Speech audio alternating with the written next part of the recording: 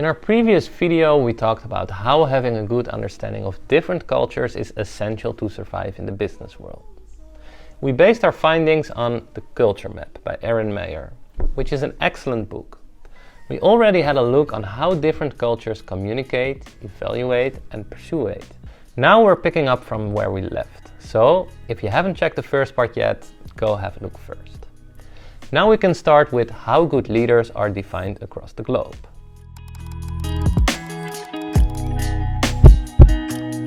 Leaders are learners. Do you recognize these posts? I found them in my LinkedIn feed on a daily basis.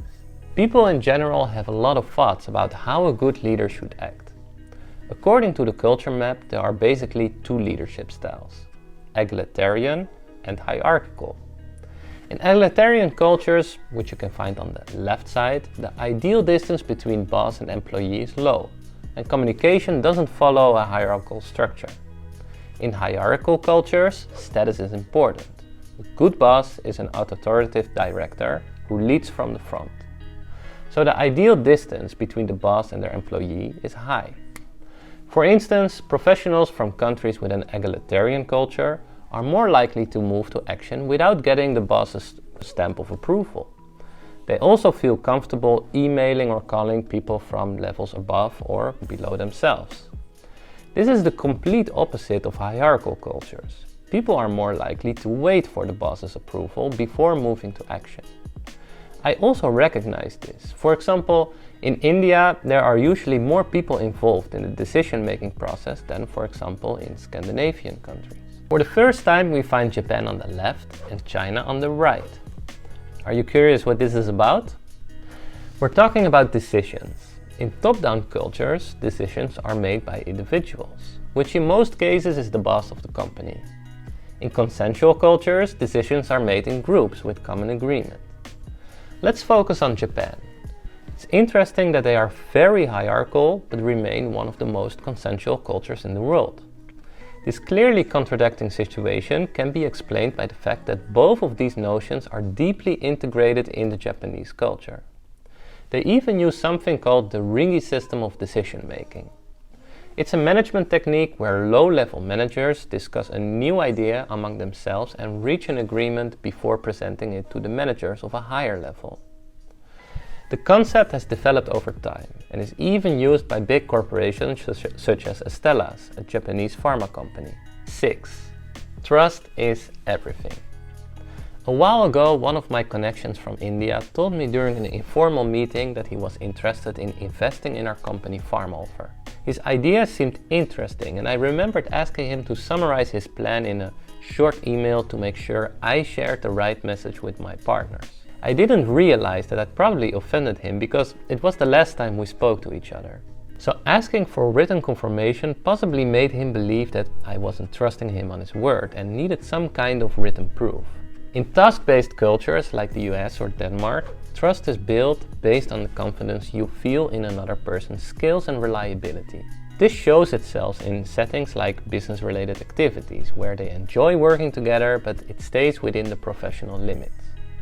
But in relationship-based cultures, where trust is based on feelings of emotional closeness and empathy, such as India and China, trust is built by sharing more personal moments and getting to know each other at a deeper level. Well, how to put it into practice? If you are from a task-based organization and communicating with people from a more relationship-based society, put more time and effort into organizing meals to be shared. During these meals, spend time to get to know each other and collaborate personally rather than discussing business. So if you find yourself questioning why you have to spend so much time sharing meals and socializing with potential clients instead of keeping it simple and just signing a contract, you have to remember that in many cultures, the relationship is your contract. Contracts do not hold the same significance in every country.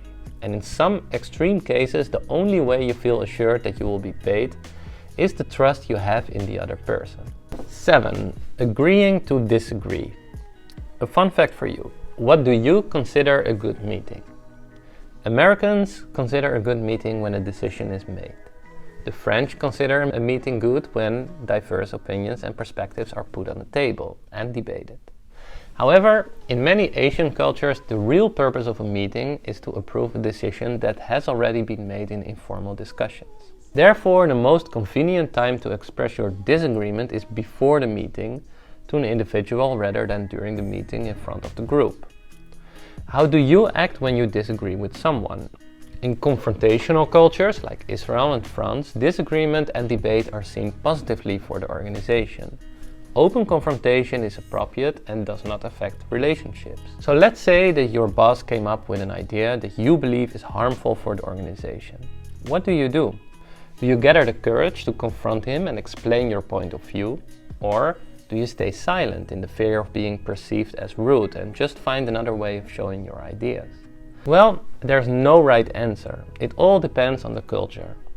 In cultures who avoid confrontations like Indonesia and Thailand, disagreement are seen negatively and open confrontation can appear as rude.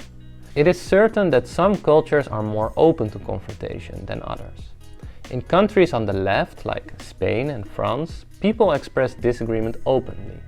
But in other cultures, such as Peru or India, people avoid open disagreement since it's likely to poorly affect their professional relationships.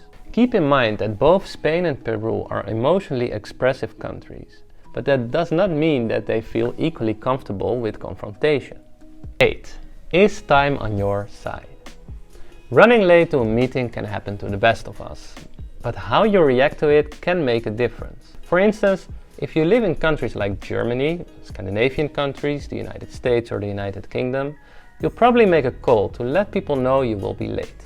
If you don't, you risk appearing as rude and irresponsible in your coworkers' eyes. Time schedules are strict, which we call a linear time culture.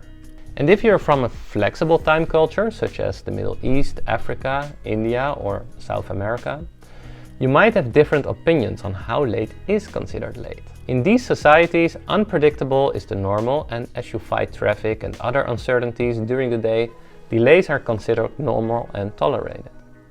We should also not forget that the lifestyle of the particular country heavily influences the time and scheduling culture.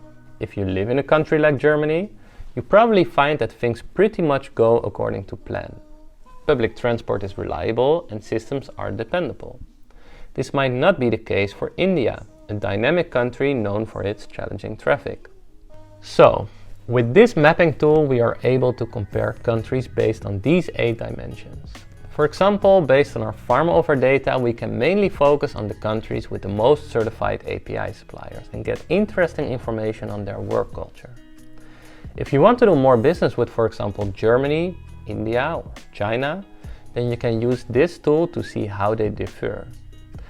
Here the differences are evident. While Germany stays on the opposite cultural side of India and China for most of the topics, we can still find some common aspects, like their leading styles. I hope this video will help you in your journey to discover the working etiquettes of different cultures.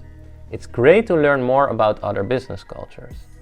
Dealing with different cultures on a daily basis is difficult, but with the right mindset and information, it definitely becomes a bit easier. If you are interested in learning more, you should check out Erin Meyer's book, The Culture Map. Also, if you couldn't find information on your country in this video, don't forget to check her website where she has listed all the countries mentioned in her country mapping tool. We'll put a link in the description. Have you ever experienced interesting or challenging cultural differences yourself? I would love to read them in the comments below. Please like the video and subscribe to our channel if you would like to see more videos like this. See you later. Ciao.